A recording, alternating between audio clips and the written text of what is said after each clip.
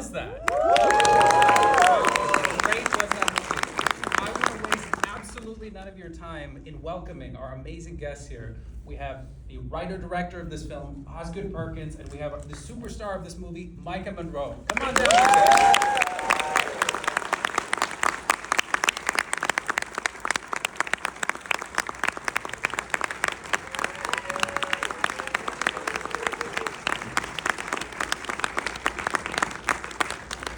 It's a little dark, and I can't tell, but I don't see any kids, so I think I can say this was a fucked up movie you guys made. What an incredible fucked up movie. But I have to say, I thought it was so funny. That's what I wanted to start off with. Did you laugh? Did you guys laugh? It was, I thought for all that we talk about how dark it is, evil it is, I thought it was so funny. I wanted to start with you, Maika, in your scenes with, first the little girl, and then with Carter. I thought those scenes were so funny. How did you guys go about finding the humor in those scenes? How did you do that? I don't know. I mean, Blair's just, he's so good in this, and I think how different he is to my character totally. It's just such a great dynamic between the two. I don't know, how do you make it so funny? Who's a writer in here? You show up every day, right? You do it. You show up every day, and it's you versus the thing, and it's not that forgiving, and it sucks, and you hate it, you hate yourself, you hate it, and you keep at it, and you keep chipping at it, and you keep finding out about it, and you keep wondering about it, and you keep bringing your best self to it, and you keep bringing your humor to it, and you keep bringing your affection to it, right? If you're writing something, bring your affection to it. Apparently this is really dark. From what I hear, it's really disturbing. People are crying and like checking their Apple Watches all the time. Their Aura rings, right? Am I okay? But in the end, I just did it with affection. I suppose you guys, fans, moviegoers, horror moviegoers, to feel like one for you guys, you know? And so it's done with affection, and so humor comes out of it. I don't know how to do something that's brutal and doesn't also wink at itself, you know? So it just comes natural. And then she's funny. Hey, what a terrific actor. That's how much I have to do on the set with her. Zero. None. I have to stay out of her way and try not to laugh at the monitor. I fail most of the time. I laughed. The scene with her in Ruby's bedroom, I ruined a few takes because I couldn't deal. So, okay, Mike, that's a good question. That scene is hilarious. There's a line about the veals, and I thought that was so funny. Are those lines, did you guys discuss, like, this should be funny, or was some of that found on the day? Just a funny script. Well, let me ask you on the writing of it. It's a movie where the beginning and ending feel so kind of intertwined. So as you were writing it, did those things change a lot? Was the opening always the opening? Was the ending always the ending? Did it change in editorial? The opening was always the opening, the ending was always the ending. There's somewhere along the line in one's education around screenwriting, you understand this concept of like the ending and the beginning are the same. It's the same thing. And for me, the beginning of the movie never changed from the moment I wrote it. And the first shot was always the first shot, and we got it. And every once in a while you get it. A lot of the times you get things you're like, oh, that's not what I thought that was gonna be like, or that is better than I thought, or fuck, we fucked that up, that's really fucking bad. But sometimes you get just the right thing, and for some reason we got that the shot through the veil in the car to the house was the right thing. It was the first thing I thought of when I wrote the movie, and we got it. Do you write linearly? I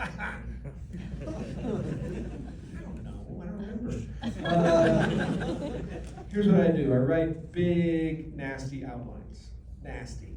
So if a script is 100 pages, I write 100 pages of outline. And the outline is just prose, right? Like an insane person. This guy. And I find that what happens is, early in my screenwriting education, you get told a couple things. Someone said, I don't remember who, maybe it was a dream, but someone said, have you ever noticed how a script page is mostly blank? kind of a trip, right? And you're like, oh yeah, I guess so. And then someone else says, it's not what you write in the script, what you don't write. To which I said, fuck you, that's crazy. That's crazy talk. What do you mean it's whatever you don't write? How can you not write something? But if you write a 100-page outline to be translated to a 100-page script, you're pulling things away. All you're doing is taking out. You're just subtracting. You're subtracting from what you have. And when you subtract what you have, you keep everything that isn't the thing, right? You keep everything that's hints at the thing. And that creates subtext and curiosity and wonder, and it gives actors something to do.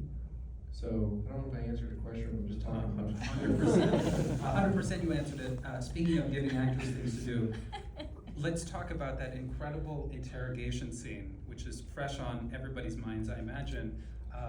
Maika, you go up against Nick Cage as Longlegs, and it's such an emotional scene, it's such a surprising scene. You not only hold your own against him, you bring such emotion to it. What was that like? How was it like shooting that scene?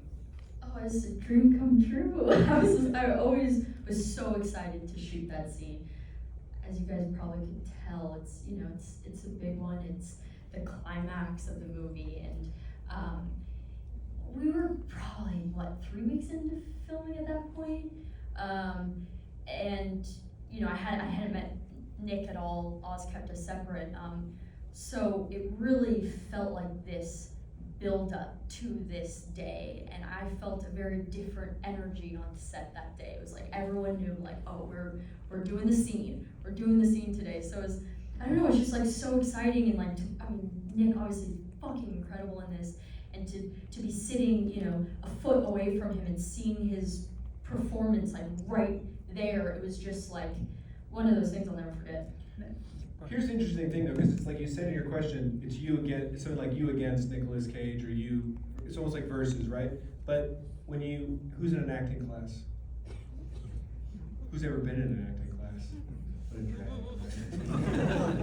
And especially drag when you get a bad scene partner. You're like, fuck, well that's that. Because you want someone who's giving to you, right? You want a generous partner. You want someone who's giving you things to work with. And so it's like when you can serve up Maika Monroe to Nicolas fucking Cage as your scene partner, and he's like that, and he's doing his thing. It's pretty cool, right? Because it's like an abundance. That's a great way to put it. Were you like constantly surprised by the choices he made during that sequence? Yes. I mean, I thought you'd do that. That's the craziest thing. I mean, at that point I had no idea what his performance was going to be like. I didn't even know what he looked like at that point. Like, everything was brand new.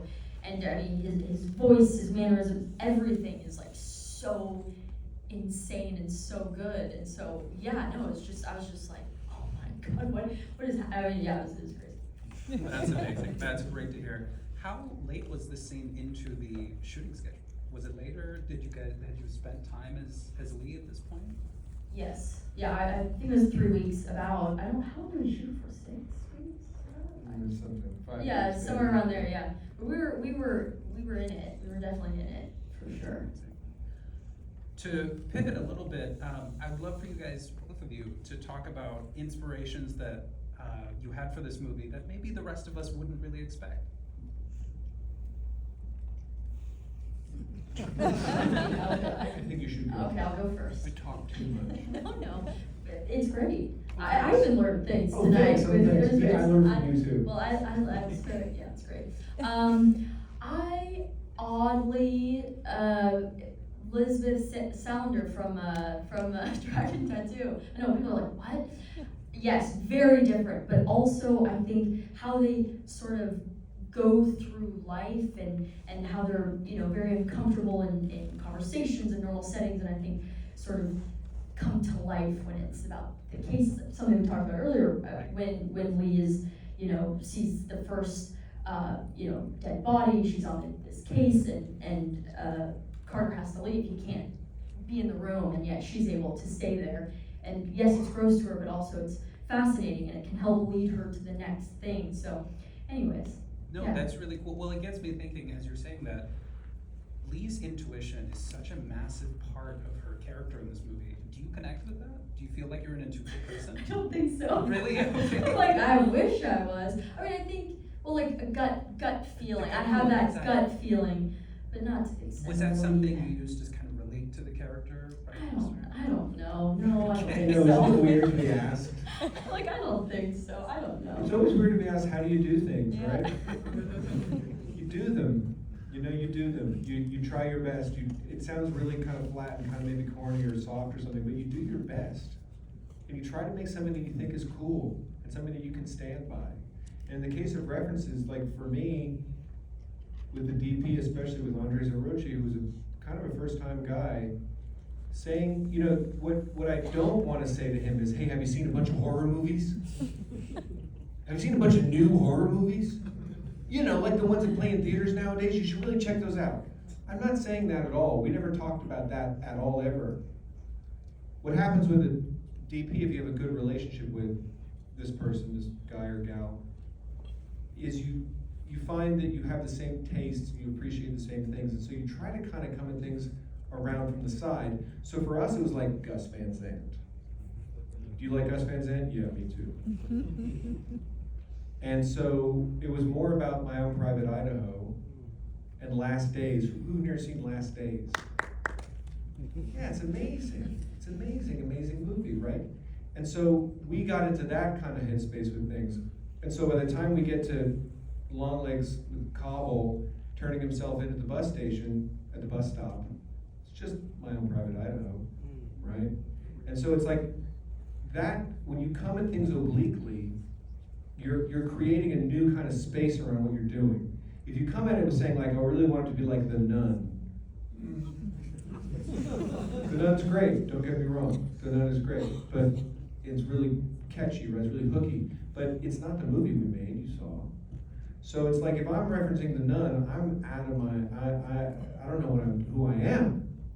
But if I reference things that I love, like Gus Van Sant, at least I know what the fuck I'm doing. Like I know what I'm honoring. I know what I'm affectionate towards. That's amazing. I love Last Days.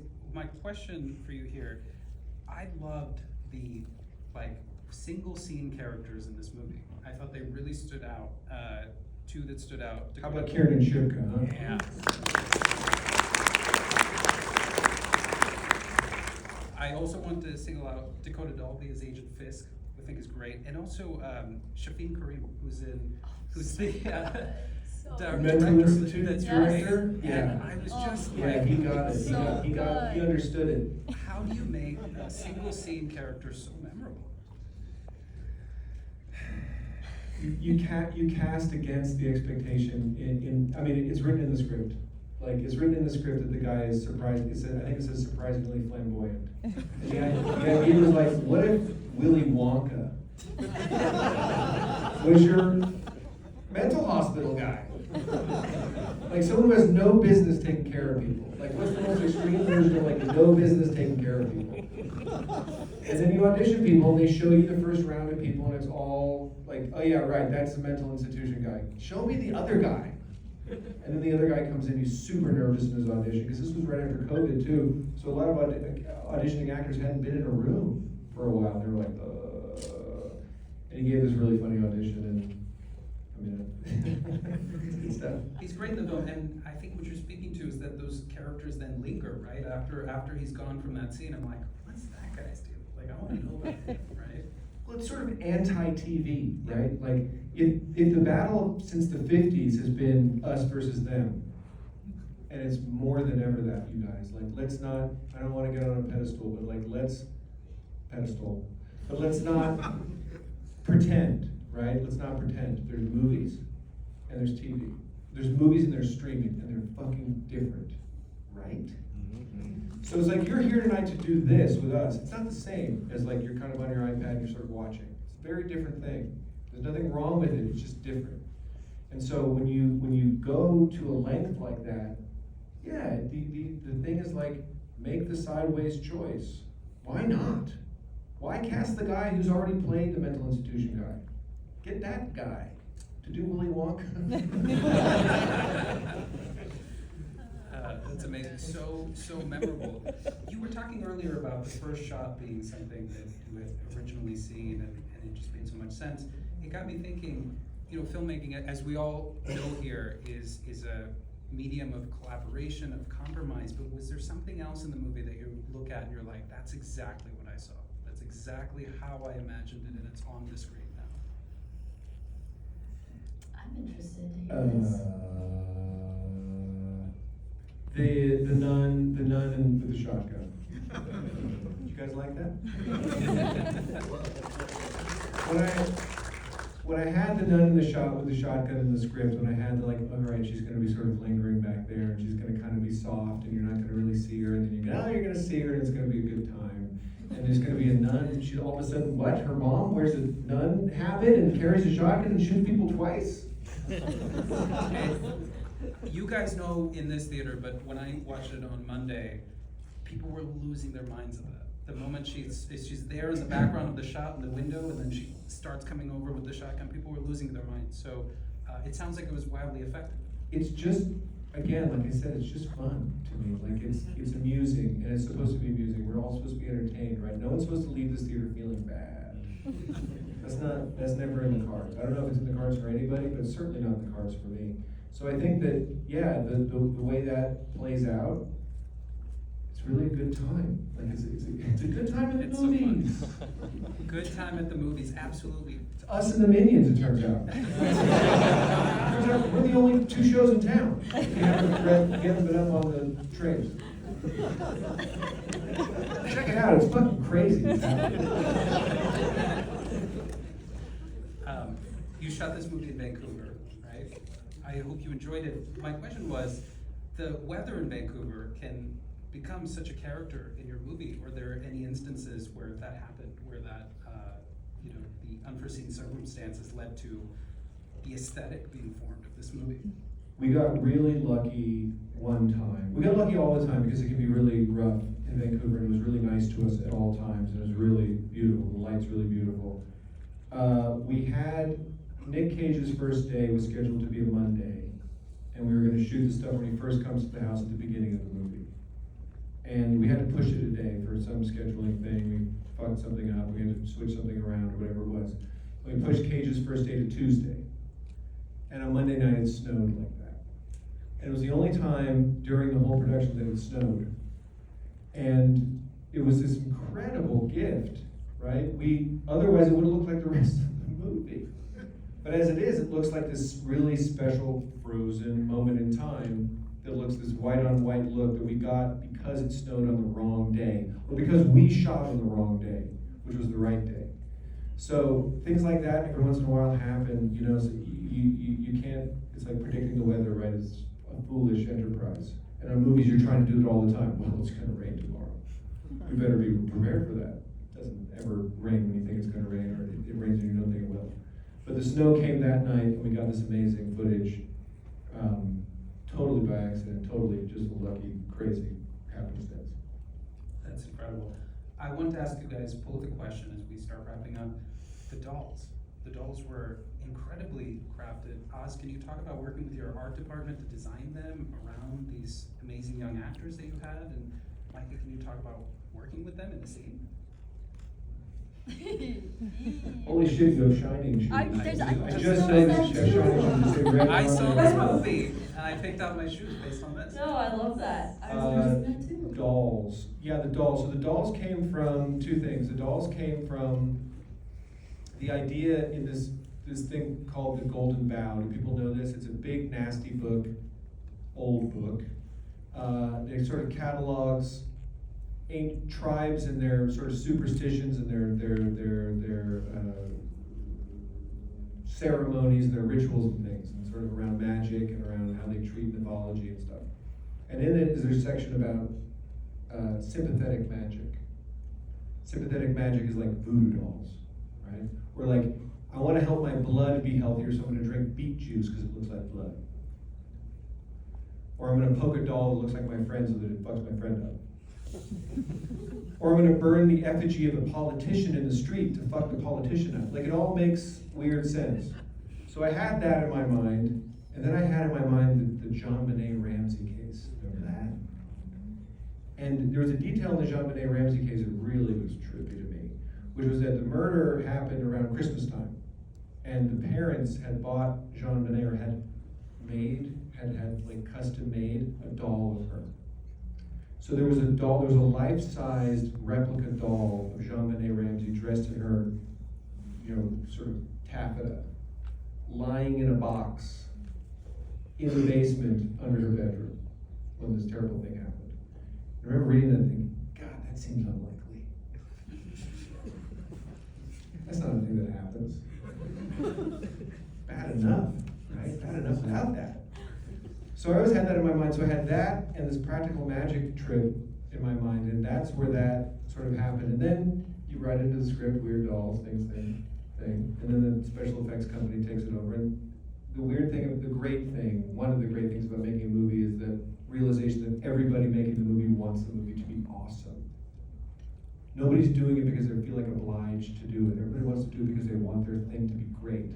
So you pass it off to a special effects makeup place where they build stuff, and they want it to be great, and it was great. How was it like? How was it to act with the doll? Oh, I loved it. I loved the dolls. The first doll that I met was the first doll that we find up in the farm house. Yeah. And that doll creeped me the fuck out. That one was fucking scary. And just, seeing it in person and the amount of detail that went into these dolls is pretty incredible. Yeah, it looks good. Yeah, they did a great job. Well, I don't know how much more time we have, but let's take a moment to celebrate these amazing people and their amazing movie that you just saw.